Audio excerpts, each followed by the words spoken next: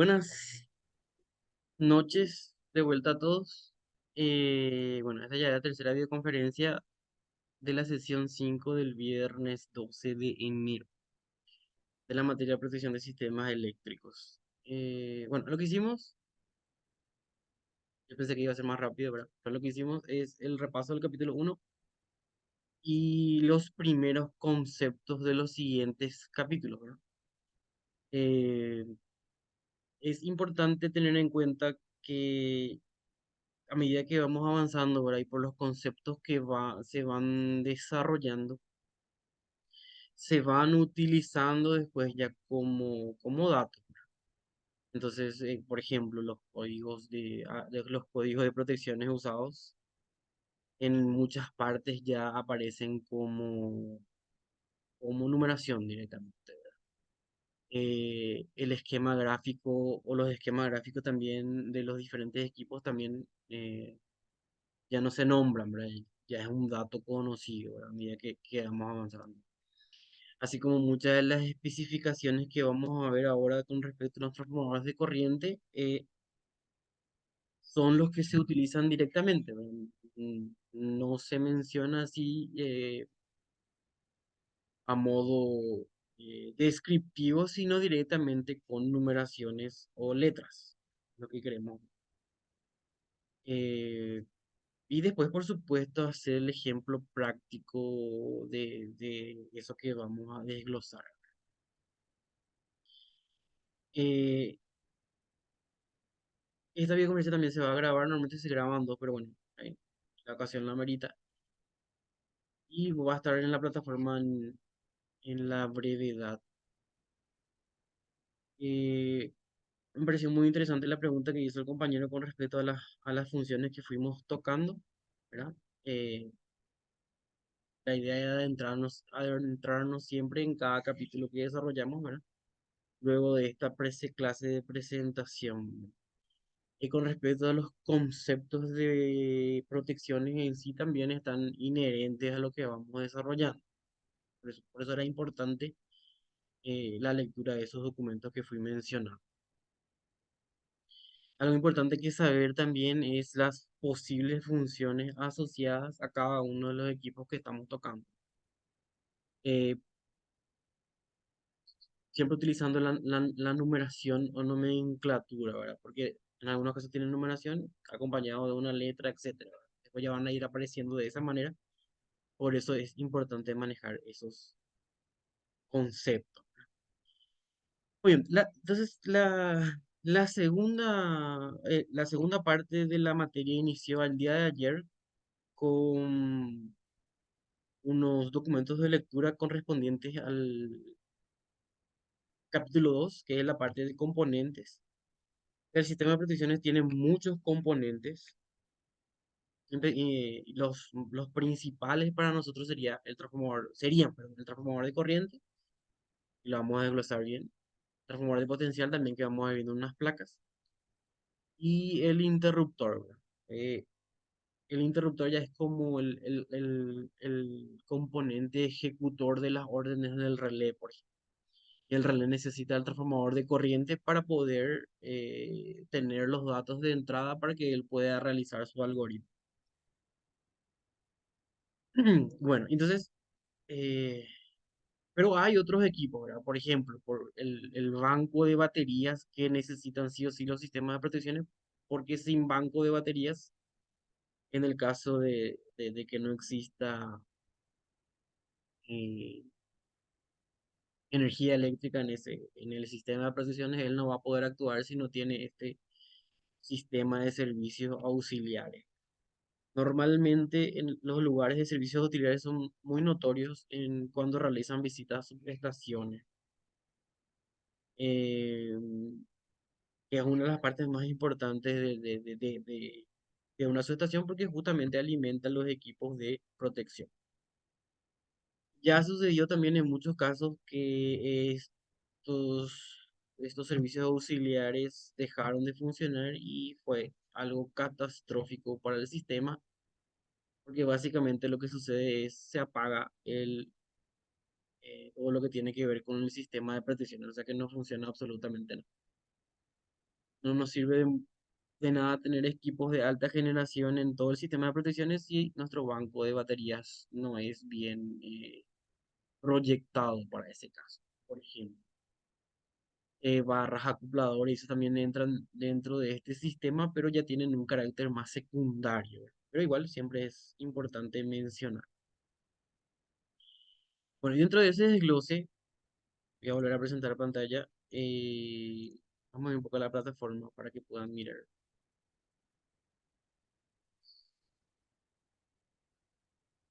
Aquí, dentro de ese desglose, lo que sería la sesión 4 que se desarrolló el día de ayer, hay un foro de asistencia importante que, que puedan participar. Les recuerdo que hay un porcentaje de asistencia para que puedan rendir el examen final o si no van directo a recuperar al extraordinario. Entonces ya es como un requisito de la gente de la coordinación. Yo tengo que pasar una lista y un porcentaje y el mismo porcentaje que se utiliza en un desarrollo semestral, ¿verdad? Bueno, importante que estos foros no sean solo de participación donde uno diga presente, sino donde puedan opinar sobre lo que ya estuvieron leyendo, investigando, etcétera, etcétera. Recuerden que esta opinión técnica, ¿verdad? O comentario técnico tiene que ser en base a lo que leyeron. Recuerden que recuerden que estos documentos son documentos que ven utilizando hace muchos años. En algunos casos yo hice la recopilación, en otros le agregué ciertos comentarios, etcétera, etcétera. O sea que tienen que leer para opinar, ¿verdad? No escriban cosas que no tienen nada que ver con lo que está aquí, ¿verdad? La idea es hablar aquí de terminología, que básicamente concepto de protección, ¿verdad? Yo más bien me refería acá a los documentos, ¿verdad? Hay un documento que tiene el desglose de estos cuatro ítems, eh, donde habla de todo ello, ¿verdad? Términos en general, confiabilidad, falla y protección. Y lo que les recuerdo es que tienen que hacer la participación, tienen que participar en el foro antes de que cierre el día lunes 15, para que sea válida la asistencia. Entonces, a ella van a estar en ritmo por lo menos con el capítulo 1. Después hay un foro de consultas del capítulo 2. El foro de consultas del capítulo 1 ya fue. No me parece que el foro de consultas del capítulo 2 es bastante interesante. El capítulo 1 ya, por lo menos ya usamos el del capítulo 1. Por favor, no ponga presente recibido y esas cosas porque se llena de debate. Porque igual no tiene validez de asistencia. La validez de asistencia, como les mencioné, en las videoconferencias o en los foros de asistencia. Bueno, y dentro del desglose ya están dos documentos, están bien diferenciados, ¿verdad?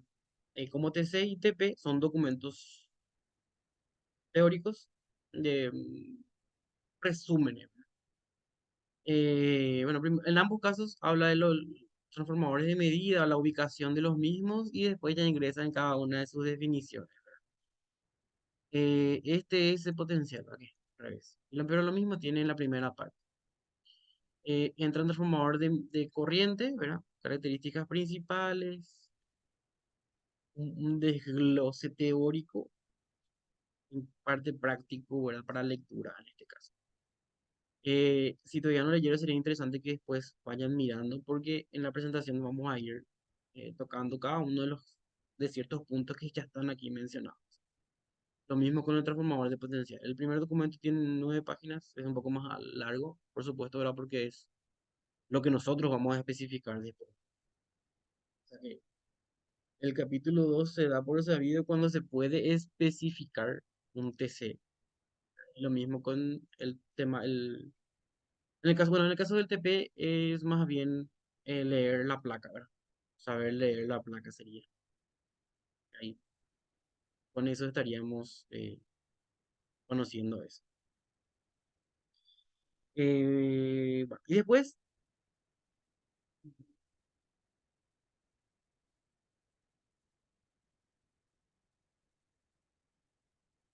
Y acá está el video tutorial que les mencioné.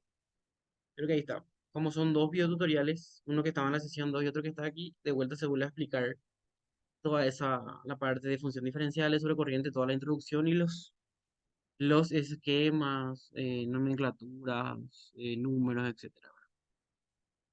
Después están la presentación en sí. Dentro de esta carpeta van a encontrar la presentación del capítulo 2, la teórico-práctica. Y bueno, las videoconferencias las voy a ir subiendo. Eso para un panorama de nuestra plataforma. Bueno, antes de la presentación, voy a hacer el print de la asistencia. Eh, Recuerden que tienen que encender sus cámaras para que eh, pueda validarles la asistencia. Bueno, voy a dar unos segundos, encienden sus cámaras y hacemos el print de asistencia y continuamos. Unos segundos nomás vamos. El que no prende ya no tiene asistencia, lastimosamente.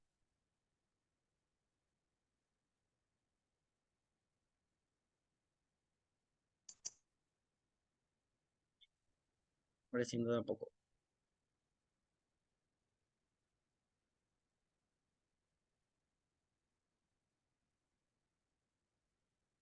Los que veo que no encendieron sus cámaras son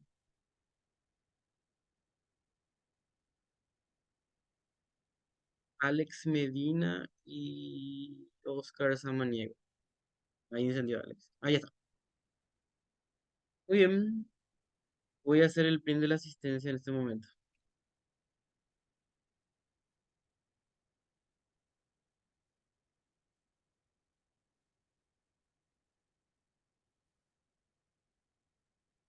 Ahí está. Eso por las dudas, por si estaban durmiendo o algo así. Muy bien. Voy a continuar. Voy a con la presentación del capítulo 2.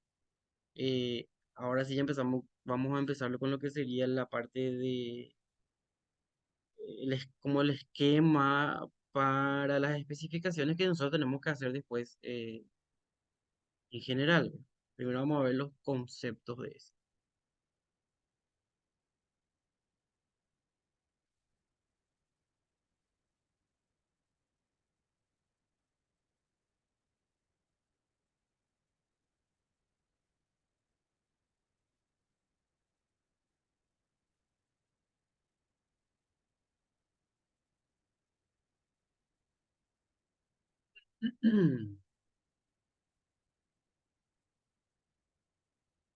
Bueno, entonces iniciamos la parte de componentes, ¿verdad? O sea que continuamos.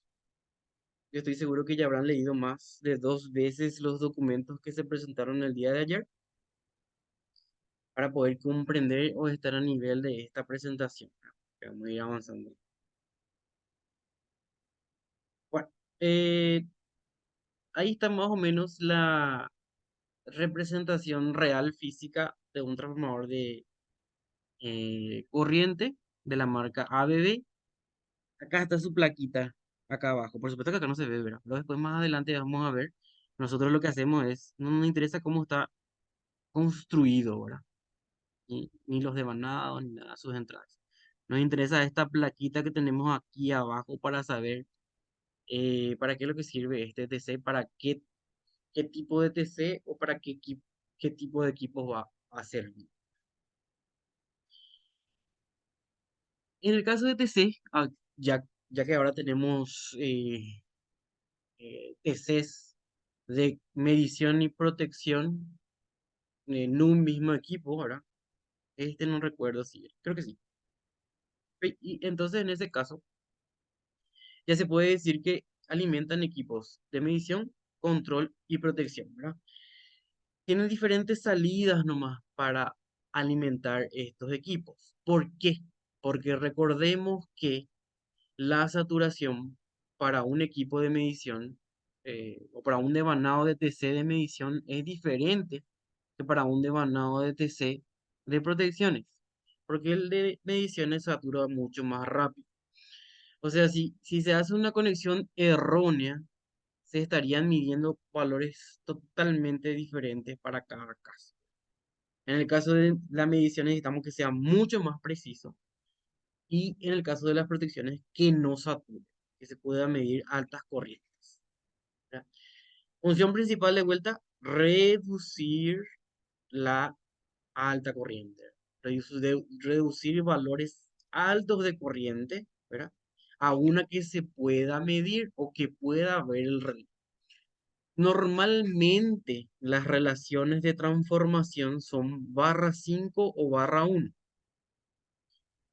Em, a medida que vamos bajando el nivel de tensión, por ejemplo, cuando nos vamos a 23 kV, recuerden que el nivel de corriente va aumentando, ¿verdad?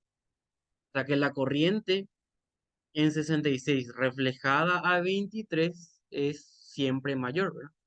Porque,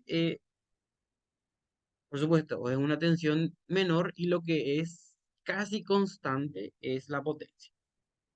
Entonces, eso es lo que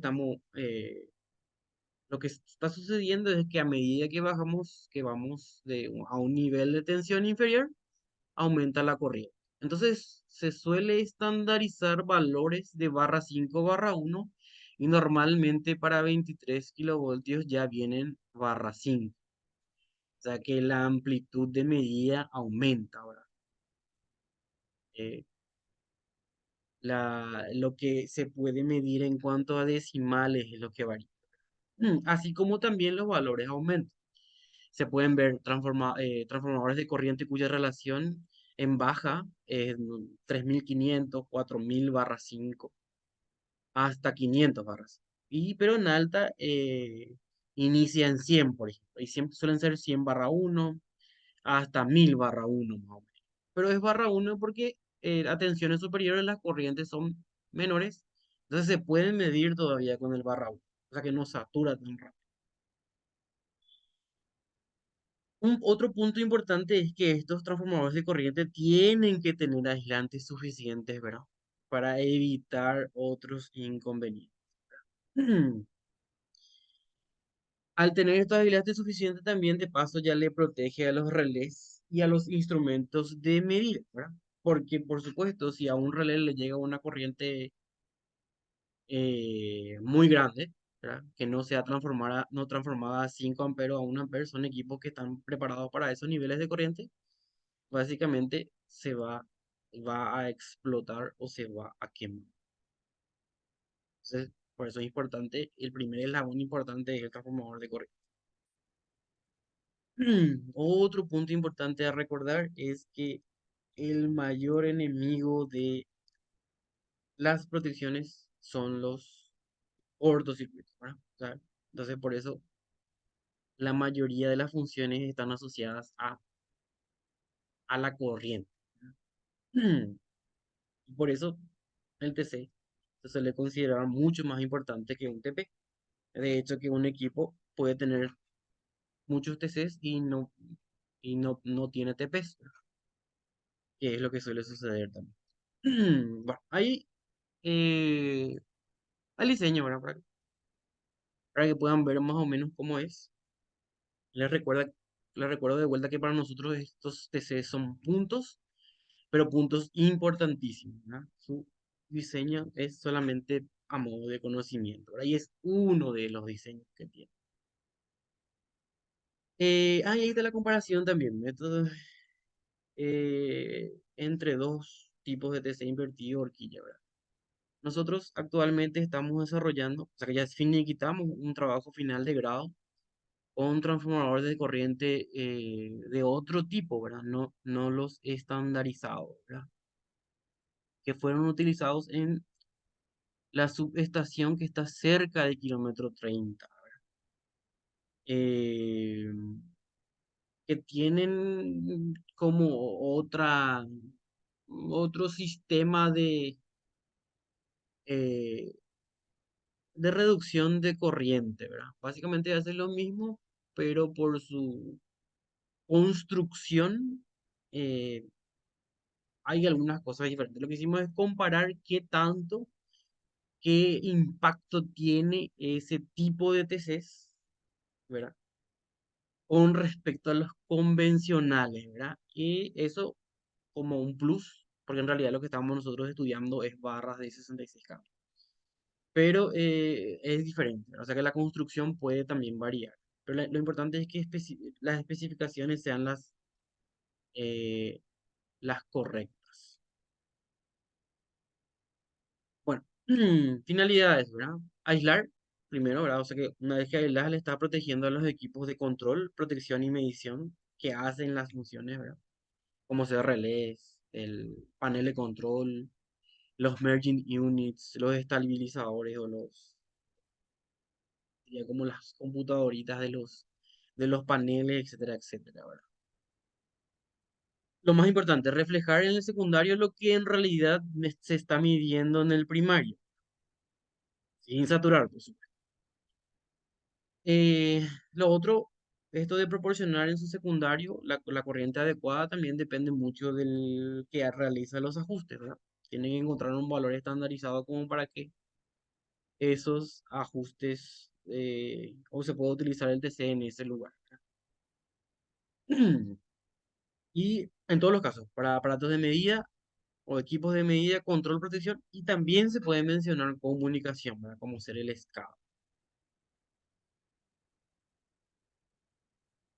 Entonces, básicamente, y las dos palabras principales es lo que busca es precisión, o sea, que un valor que en el secundario refleje la realidad del primario, y aislación, o sea, proteger los equipos que van a estar conectados a él en su secundario. Hmm, Y hay tres puntos importantes que hacen a las especificaciones. Normalizado, o sea, que haya unos ítems de especificaciones con los que yo pueda decir que es preciso y está aislado. Que sea fácil de usar, ¿verdad? O sea, que yo pueda disponer de todas las relaciones de transformación y todo lo que eso conlleva, ¿verdad? Y por supuesto que sea seguro. Pero ya depende mucho del aspecto constructivo. Igual está dentro de la placa esta información sobre su aspecto constructivo. Y acá ya entramos dentro del TC.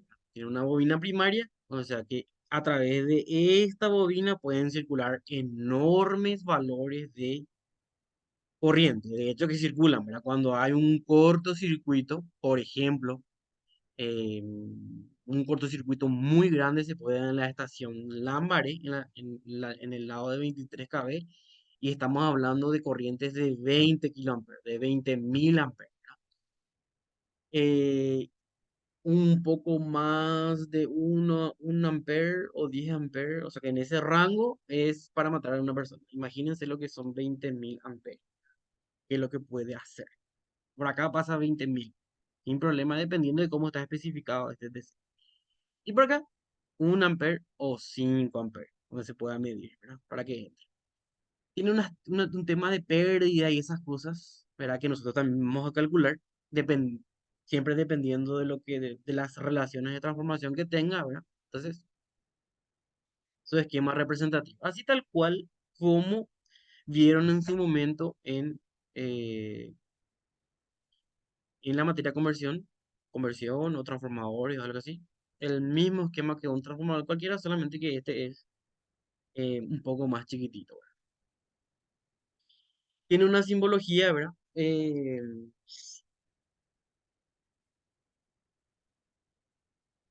Que la simbología es para decir que están en fase o que no están en fase, ¿verdad? Si los dos puntos coinciden, como en este caso, o sea que la corriente IP y la IS cuando salen por la misma marca de polaridad están en fase, y si no, no están en fase. Para la parte de protecciones importa muchísimo porque es la parte del conexionado, ¿verdad? Pero cuando hacemos las especificaciones para el sistema en sí, ya no tiene, eh, ¿cómo sería? Influencia, ¿verdad? Si está mal conectado, está mal conectado. Y ahí no sirve de nada de lo que se haga eh, en lo siguiente. Después tenemos las relaciones de transformación. Un TC puede tener muchísimas relaciones de transformación. Ahí están, puede ir desde 5 hasta 8000 y puede ser /1 o /5 como se dice acá, ¿verdad? Estos dos puntos implican que este es el secundario y este son primarios, de muchísimos valores, ¿verdad? Viene en la placa, está estandarizado ahí para que nosotros podamos saber sus valores. Muy bien, ahora empezamos con los conceptos. Precisión. Nosotros vamos a ver en la placa el valor de precisión y vamos a extraer. Y aparte de extraer ese valor, vamos a calcular para cada RTC. Entonces, la precisión tiene que ver con el error relativo, ¿verdad? El máximo que se puede admitir entre la primaria y la secundaria, ¿verdad? Por supuesto que estos equipos no son perfectos. Puede medir un valor un poco más grande, un poco menor a lo que realmente está midiendo, pero eso estandarizado a cierto valor de la corriente nominal. O sea que puede tener un error admitido de 5 o 10% para 20 veces la nominal. Eso es lo que dice la parte de precisión. Normalmente se suelen observar en la placa, por ejemplo, 5P20. 5% de error para 20 veces la nominal. Eso vamos a ver en la placa. O 10P20. 10% de error para 20 veces la corriente nominal. Y nosotros tenemos que ir calculando para cada relación de transformación, por ejemplo, para 1000, si es un 10P20, para 1000/1, por ejemplo, sería, yo puedo tener un error que va entre 1100 y 900, porque al ser el 10% del error de esa RTC, se hace 1000 por 0,1, ¿verdad? Y más menos. Entonces, esa corriente puede ser entre 1100 y 900 cuando yo tengo un valor de 20 veces la nominal.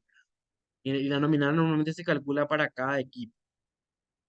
La introducción, vamos a ir. Ahí son las clases, 2.5, 5 y 10. Normalmente 2.5 es para mediciones y 5 y 10 para protecciones.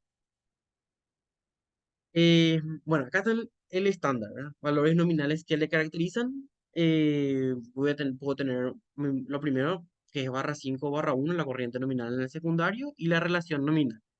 La relación nominal o RTC, relación de transformación de corriente, pueden ser varias, dependiendo siempre de la marca y modelo.